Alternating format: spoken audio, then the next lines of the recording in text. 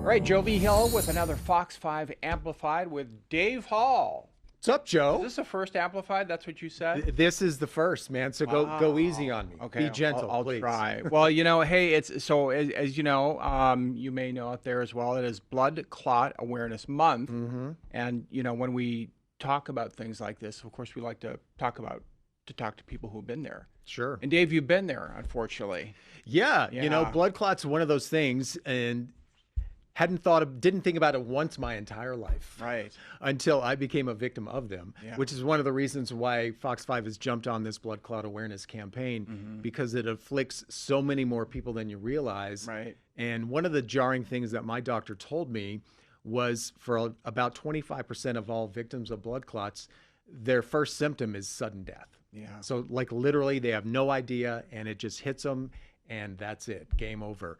Thankfully, my case wasn't that severe, though I did have a pretty severe one. But yeah, blood clots are one of those sneaky things that we don't really talk about enough, and it affects a lot of people out there. That's scary. So just kind of recap for people what happened. First of all, you had a pickleball injury. Yeah.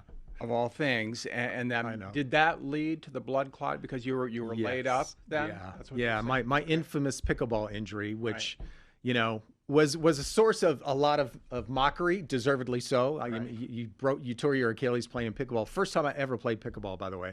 And I was losing to my wife to make that even worse. But yeah, so I got put in a cast and all the things that go with that injury. And about a month later is when things really took a serious turn.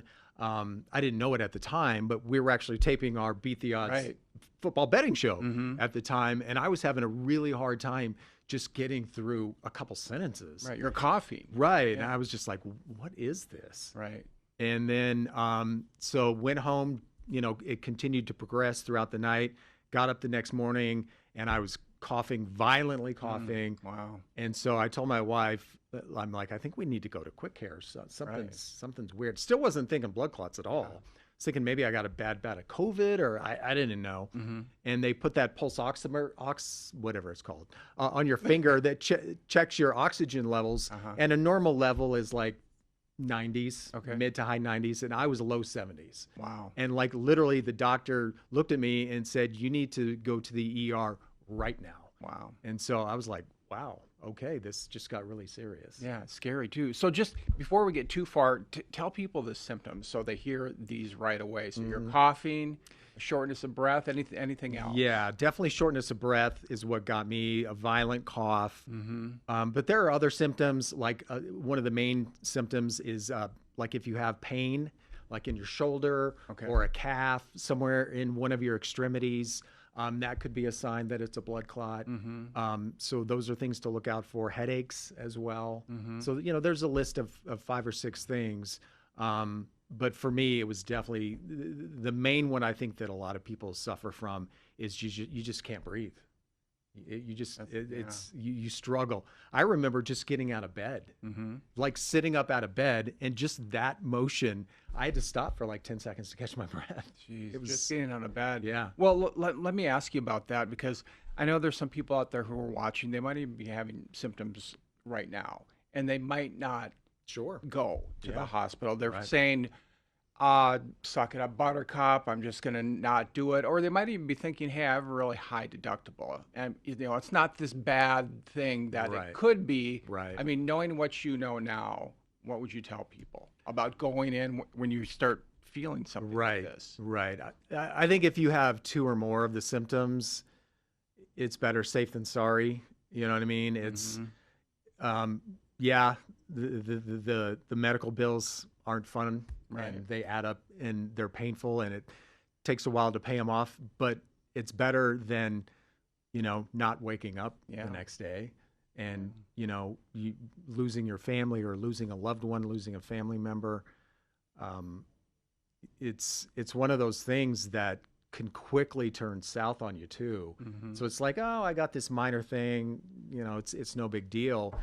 12 hours later, you could be in the back of an ambulance, which was my situation. I mean, it happened that fast. Did the doctors tell you, hey, Dave, you needed to go in, 11 hours prior than 12? I mean, is there a reason why you just said I'm not going to check this out. I'm not going to go in? Because honestly, again, I just thought I thought maybe I had because COVID was kind of kicking back up at the time. Right. This was 2 years ago. And so I thought, God, I just must have a bad bout of COVID. Because again, blood clots was never even entered my mind. Yeah. And so now after the fact, Yeah, of course. all the doctors were like, yeah, you had all the symptoms, but I didn't know. I wasn't educated about it, which is, again, another reason why we're doing this campaign. Right. And so you talked about in your stories that you've done the ways you can get blood clots. Now, can you explain in your case what you think happened with your injury and how that led to it? Sure. And my doctor put it a really good way. He says, blood likes to move.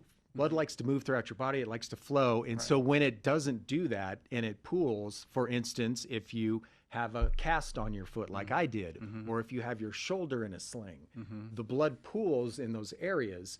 And when that happens, that's when clotting can happen. Okay. And we all have blood clots, by the way. Everybody watching this, you guys all have blood clots. Most of the time they're fine and they're very small and they're not going to be a problem. The problem is when the clots kind of all congeal together, which is what happened in my case, and form a big blood clot. Right. And then what happened in my case is somehow it broke free from down where it was in my calf and traveled all the way up through my chest into my lungs.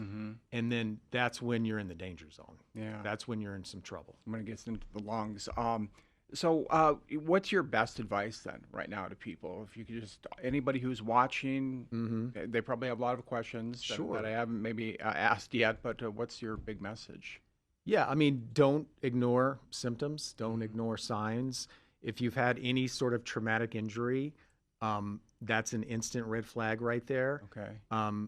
One of the things I didn't do, and I wish I had, and I wish I had been told to do so, is when I had my injury, get on blood thinners right away. Okay. Also, pregnancy. Pregnancy is a major cause of blood clots. Actually, Serena Williams, the great tennis star, right. she had a serious bout with blood clots due to her pregnancy. So things like that. NBA players, Wemby, the big guy from the Spurs, he had blood clots because he had a shoulder injury and had some pain. So I guess my best advice would just be don't ignore warning signs. And if you have any sort of injury, be proactive in your healthcare. Don't wait until it's too late. I mean, can anyone get them? I could get one right now and I'm not doing anything. Yeah, absolutely. You don't even think about it. Can you measure risk at all? Can you talk to your doctor and say, how do I even prevent this? Can you even do that? Yeah, I suppose you can. Like in my particular case, because my case was so extreme and so unusual, so I had tons of blood work done. I had so much blood taken out of me. I'm surprised I have any left, honestly. And turns out after all that testing, I have something called factor VIII. It's a blood defect. Okay. And so in my particular, and there's several of them. And so in my particular case, mine had basically, this defect had been dormant. It needs some sort of provocation. Okay. And so my Achilles tear was the provocation it needed to flare up. And so now that I know that, not that I'm ever playing pickleball again, but if I ever have any sort of other traumatic injury, I'm going to know right away. I'm on blood thinners the rest of my life anyway because I have that blood defect. Oh, okay. But if I wasn't, I would know right away. Blood thinners, don't even mess around. Right. How do you feel now, 2 years later? And it's 2 years. Yeah, it's been a full 2 years. I feel perfectly fine. There's been no sort of flare-ups at all. It was just this one-time crazy 24 hours that I'll never forget. Yeah. But I feel like I'm one of the lucky ones. But I also had, because my case was so extreme, I had to have a special procedure where they literally put in this device into my chest that sucked out the blood clots. And so it was all taken out at once versus if you're put on blood thinners. If you don't have an extreme case, they'll put you on blood thinners and then it slowly thins them out. Right. So then that's months. That's a month-long process of you probably not feeling too great and dealing with the shortness of breath and some of the other symptoms. Whereas with me, honestly, 2 days after my procedure, I was fine. Wow. And I have not had any problems since. I was watching a couple of the stories, and it kind of had the graphic of how the wire goes in, and you were up, and you could feel it, and then they just basically suck it out. Why were you a good candidate for that? They kept talking about that in the stories. Because my case was so extreme. Number one, you have to be a very extreme case, and I think because, a lot of people will have several clots. Mine was all clumped together. Okay. Which made it easier to suck out or retrieve, as they call, but it also made my situation so much more dangerous. Right. So it was, the funny thing is I didn't know how much danger I was in until after the fact. Yeah. Which is good.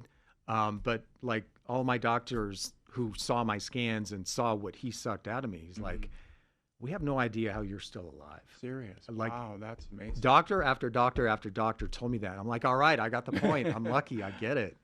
But yeah, that's, this is one of those things where, and thankfully we have that kind of technology now. Yeah. That 5-10 years ago, that would not have been available to me. Yeah, I like your doctors. They seemed quite confident and kind of knew really what was going on and what they had to do about it. Yeah. When do you think you felt your first sign? Prior to the, episode, the 12, going in 12 hours later. Well, I do remember that week I felt a little off, not bad, like maybe like a slight cold. Okay. And I had a bit of a cough, but it was nothing serious. I was still coming to work and everything. And then, like I said, it was on a Thursday where we were taping our betting show. And then it kind of came up out of nowhere that all of a sudden I was having a really hard time breathing. And so now I'm trying to go back. I'm like, was somewhere there the moment that the clot, or earlier that the clot had broken free from my calf and made its way up to my lungs, because something changed, in that hour or two that we were taping. And so I can't pinpoint the moment, but I could definitely feel the difference. Yeah. How was your recovery, by the way? So you do the procedure, you felt pretty good right after it happened, and then what was the next, couple weeks like? Did you have to do anything, any kind of rehab or anything like that? I mean, not really. They put me on blood thinners permanently, which I'm still on. Just kind of a little bit of bed rest for a couple days. I actually wanted to come back to work because I'm crazy like that. And I just wanted to get back to my normal life after such a traumatic thing. But I ended up taking a week off of work. I honestly felt fine. I was 1 week after the procedure, I was back in the gym. And keep in mind, I still had a torn Achilles, so I was in a walking boot. Right. And I felt fine. Again, I feel kind of lucky, even though it was such an extreme case, that, I went within a 24-hour period, I went from holy crap to I felt fine. Yeah, that's amazing that it just can go like that. What about other ways to get this? So your leg was immobilized, of course, and that may have kept the blood not moving around like you had said. Yeah. In your piece, you talked about airplanes, a long airplane ride. Yep. Could a car ride? I mean, 4 hours in a car. Yeah. Yeah. I mean, anytime you're sitting at home watching the ball game. Yeah. If you're just sitting there for several hours and not moving, and we've all done that, right? And the blood's not flowing. I mean, then, and if, you could be a candidate for blood clots, and it happens. It happens all the time. Yeah. I recently did a national podcast where they talk about blood clots, and some of the stories people have are just amazing. And, college football players who are at practice feel fine, start walking off the field, collapse and die. Jeez. Had no idea it was from blood clots. No symptoms, no anything. Now, usually there are symptoms, but there are also unusual cases as well. So you just, again, if you do have symptoms, just be proactive. Yeah, deal with it. Yeah. And so the solution to a long plane ride, a car ride, get up and move around, obviously, right? If you're in a trip, you're driving to California, just maybe stop and walk around. Yep, do that. Get up, move around. Compression socks, which a lot of people wear those anyway when you're on long flights. I still have a couple pair of compression socks. I had to wear compression socks every day for about 6 months. The new fashion, right? You know, they're like Spanx for your calves. They're really comfortable. They just hug them and they make them feel good. Yeah. But yeah, like if I'm ever going on a flight, I'll definitely wear compression socks. You know, you can also, it's never a terrible idea if you can get prescribed blood thinners. That helps as well. I mean, can I do any scans or MRI or something that's going to tell me if I have this? I mean, you said I'm probably going to have symptoms, but I always kind of wonder if there's a way to catch it, you know, before it gets, you know, yeah, bad. I mean, you know, you can do like MRIs and CAT scans and stuff like that, but you know, that's expensive right, stuff. sure. But they do offer like full body scans where it's just like a total readout of your body. And I had to get one of those about 6 months afterwards, just so my doctor could see how I was looking, and thankfully it was clean. But if that's something you're worried about, or if you have a history of this stuff in your family, you know, getting that screening once a year, it's, you know, they're not cheap, but you know, the peace of mind you would get from it would probably be worth it. Is the older you get, does that increase your risk? I mean, you talked about Wemby though. I mean, young guy, he got a blood clot. Serena got a blood clot. You know, I'm not sure on that. Yeah. I mean, you would think. I think he's a little older, but it could hit you really any time. That's the thing. So one more time, symptoms for people to watch out for. Definitely any sort of unusual pains in your extremities, calves, shoulders, elbows, shortness of breath, which was my main symptom, headaches, coughing. I also had some violent coughing towards the end. Those are really kind of the big four. Okay. And if you have all four, go to your doctor. Right. Don't even mess around. Yeah. Okay. Anything else that you want to say? We appreciate you, first of all, coming on and talking about it. I know that you've been open about this, but it's important stuff. No, it is. Right. And I guess I would finish by saying this. You know, of all the stories I've done in my entire career, I got more reaction from the stories I did about my blood clots than anything else, by far. Really? Wow. So many people reached out. People saying, I saw your story. I've had this weird pain in my calf or my shoulder. I just booked an appointment with my doctor. In fact, the next morning, because the story aired on a Friday, and I remember I went to the gym Saturday morning pretty early, and this big dude comes up to me. He's like, hey, you're the news guy, right? And I'm like, oh, God, I hope he likes me.